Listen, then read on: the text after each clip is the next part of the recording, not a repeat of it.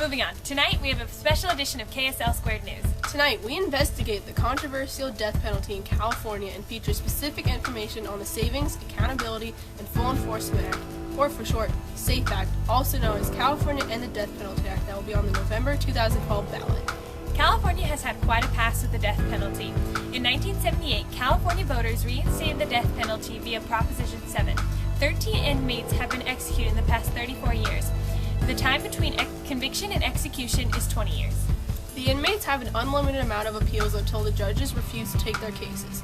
There are currently 725 people on death row in California. The crimes punishable by death penalty include first-degree murder with special circumstances, sabotage, train wrecking causing death, treason, perjury causing execution of an innocent person, and fatal assault by a prisoner serving a life sentence. Currently, the death penalty in California is being debated over with the SAFE Act. The SAFE Act calls for an end to the death penalty in California and would use the money saved to solve murder and rape cases. To learn about the supporters of the SAFE Act, let's go to Kelsy Green on site at San Quentin State Prison. Thank you, Lauren. I'm here at San Quentin State Prison, the place where all executions take place in California. The SAFE Act is a controversial addition to the ballot. The supporters of the act include a former San Quentin State Prison warden, a retired federal judge, the Bishop of the Diocese of San Bernardino, a former District Attorney of LA County, the campaigner for the 1978 Proposition 7 campaign, Ron Briggs, and also the American Civil Liberties Union.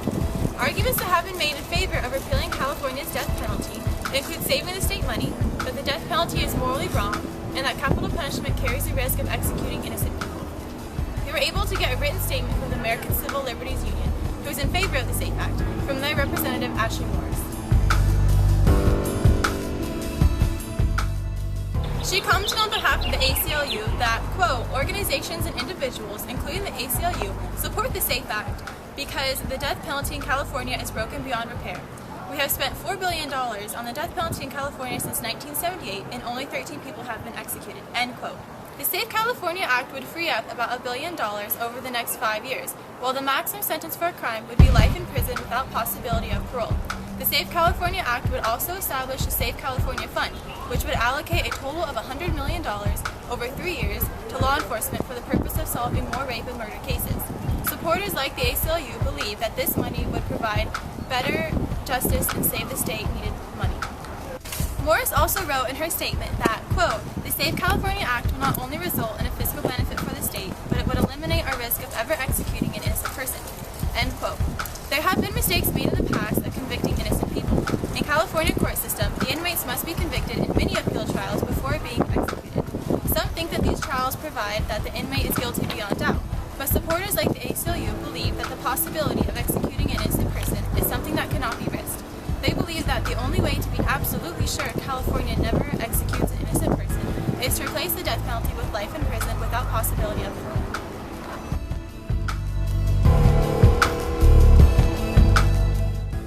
Ron Briggs and Donald Heller, who wrote and campaigned for the successful Proposition 7 in 1978 that reinstated the death penalty, are now supporting the SAFE Act. Ron Briggs says that, quote, at the time, they were of the impression that it would do swift justice, but he and Heller now believe that the cost of California's system of capital punishment is so enormous that any benefit that could be obtained from it serves no effective purpose, end quote. Over time, California voters have added certain crimes to the list of crimes punishable by a death sentence.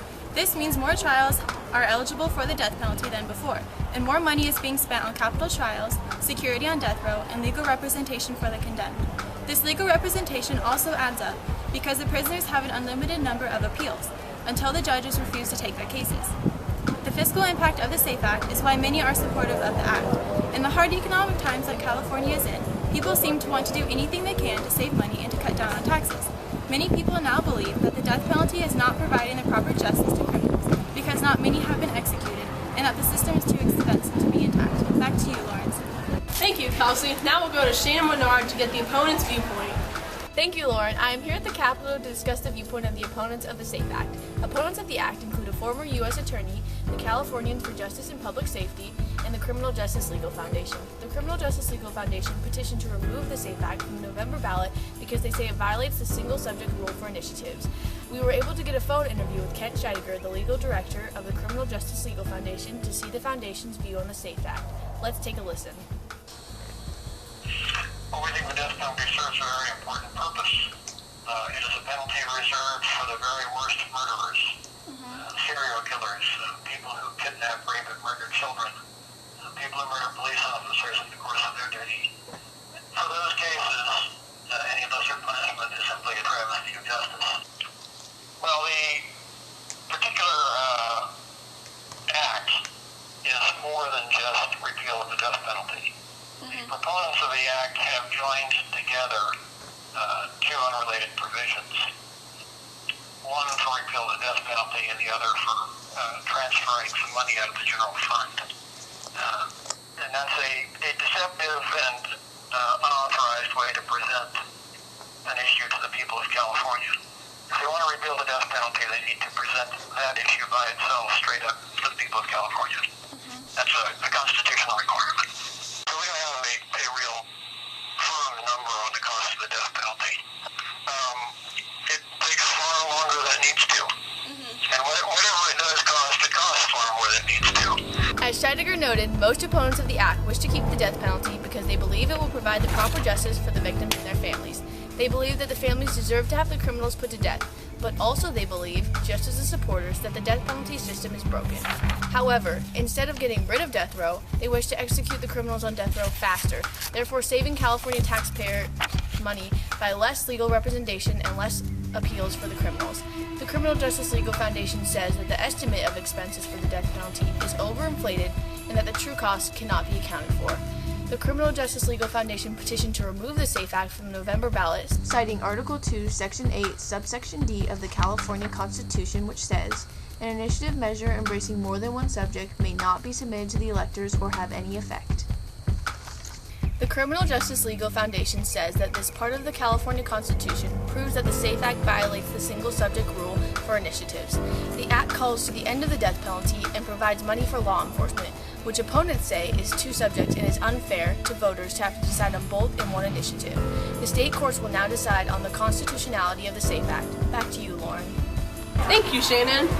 As we have seen, both the supporters and the opponents believe that the death penalty system in California is broken, but each side has a different way for fixing it and for different reasons. The supporters of the SAFE Act wish to rid California of the death penalty because they believe it will save the state money and also because they believe it is morally wrong.